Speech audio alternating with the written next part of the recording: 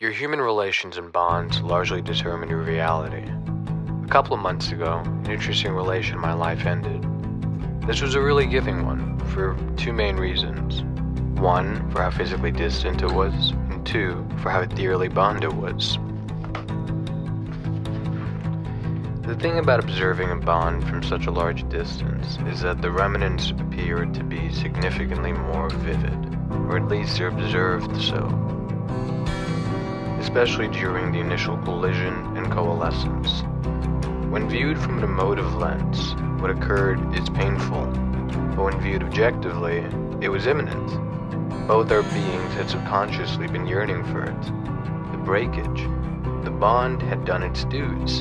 It had been done for a while now. It was draining both of us, and only the false sense of attachment prolonged it. I feel good now, though, a lot more engaged and attuned with my world. The activation energy required to create feels significantly lighter, and I don't really feel like I hold a lot of anger or hate, but occasionally I do feel sad. Even still, the bond's fragments are felt. They're practically subsumed into what I now know is me. It's funny, though, I think about it. You were the creator, and you were the destroyer. Thank you. Thank you for holding my hand and gracefully taking me to this new dimension. Thank you for expanding my sensory experience of all that is. We will meet again. Perhaps not in this world, but definitely another. I don't know why I say that with such conviction.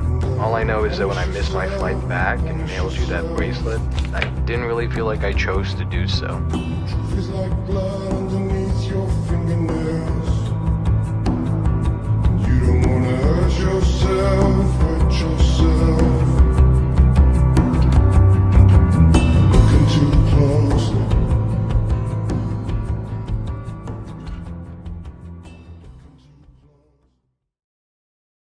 What are you doing? Why are you still holding back? Have you forgotten what they said to us? What they did? They think you're a monster.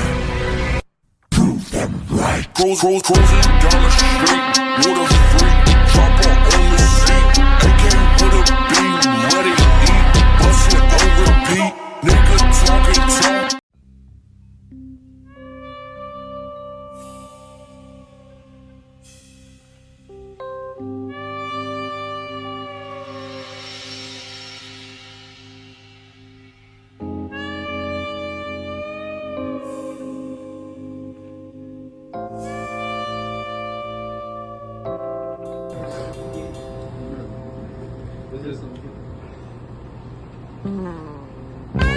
Can't eat a sandwich like that? It's impossible. This is a submarine sandwich. You have to eat it vertically. Like, I can't do this shit, I'll be honest with you, I can't. I've never camped in my life. I grew up in the Middle East, you know, you camp in deserts. I've surrendered to it, and after about 17 hours of going, there is no ROI for this activity. I've given up, and I've said, I've committed to this, I might as well surrender. There's no ROI, but I'm gaining a lot from life, so I'm just excited. That is the ROI. That is the ROI. That is the ROI. Yeah. No, there's a lot to the project. I want you to join this West Side Burger, whatever is happening with the project, because you can. I saw you that day, and like I'm pretty off the gun with shit. Like if I see I've always said the way someone does anything is the way they do everything, you know. And the way I saw you actually try to sell that hummus today, I was like, okay, this guy has it in it. You might not see yourself as the person who's able to sell, but you just haven't understood what it is yet. Because what you did very much was selling, and that's life. Life is all about sales. So you might not see it that way, but even in my river analogy, well, life is about sales in the sense that you have a flow. And it's your job to spread your flow into the world as beautifully as possibly you can. So you will. And you're selling that flow into this world. So don't, you know, remote job, not remote job, jump at this fucking opportunity. I'm going to see what I can work out from him. I want you on board because to be frank with you, it's not easy getting a restaurant profitable. It's not. But the fun part is in life, you're going to have obstacles and manifest in different ways. Who gives a fuck what they They do not actually matter. That's the fun part, is that it's simply an obstacle. I don't plan on being a restaurateur. I simply see it as an obstacle. There's fundamentals to it, and how can I get those fundamentals achieved? It's not, I'm a filmmaker that's what I tell people, that's what I go by, but I can do anything. And I don't limit myself because I can do anything. I can do anything. I don't think anyone should have any other approach to life but that, especially in this day and age.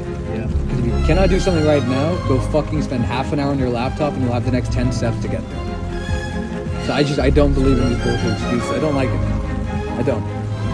I think we're in a world that's trying to force you into some form of conformity, and the more you actually look into what's going on, the more you realize that if you don't create, you're forced to conform. That is it. That's it. There's only two forces. Yes, and that destroys you. So it's creation and destruction.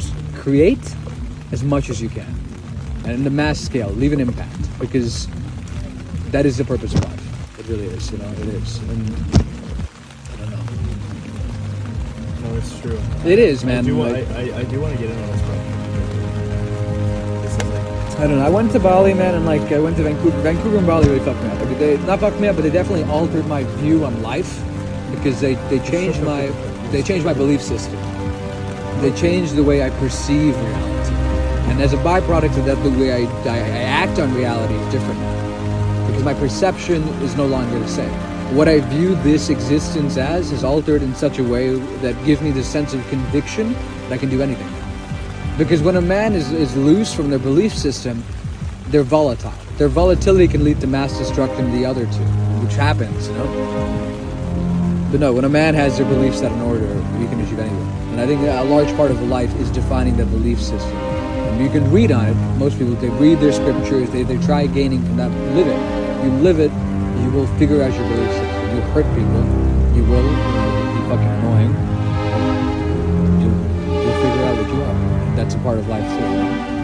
I don't get this idea of going for therapy and doing all the inner work, because a lot of the inner work is the outer work. Actually engaging with the world, taking the risks, asking that girl out that you might not feel comfortable doing, taking these fucking actions is going to grow you. And you'll feel sad about it, you'll feel shit about it, and you'll realize this is the rest of my life. So I got to keep going, man.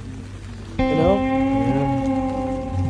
I'm seeing it. There's just every moment is a new opportunity. Yes, and even in the perspective of multiple realities exist at the same time, you notice they're constantly opportunities. The very concept of attraction, whether it be within the other, an event, an occasion, and energy, is that it is the opportunity that may be coming. Remember, the others are paths. That's my same opinion on love. Is I don't think you should be as frugal with your love. Take it that way, because to love is the most capable state of the human being. Yeah. The most capable state of the human being. So by loving so freely, you're able to achieve that. It's difficult to find the connection with love. Don't get me wrong. I'm finding that in my life. I'm loving a lot. I'm loving a lot. I'm giving as much love as I can. I'm trying to do that. But to find someone that you genuinely have that connection is rare, and that's also tough. Yeah, because you don't choose connection, you don't. And this is also in the sense of attraction, because we are all magnetically charged in different ways. The way our fields work, electrostatic or fucking uniform. The connection that drives between two entities is morally based on that. The energetic charge of love. It's not free will. It's never free will. It's predefined. Each interaction you have, each relation is predefined for a moment of interaction. Just pay attention to the first collision. I don't think most people do. They don't overanalyze their life to this degree, but I film it, so I do. I watch it back, so I'll notice the fucking little things of what people say and what they don't be said.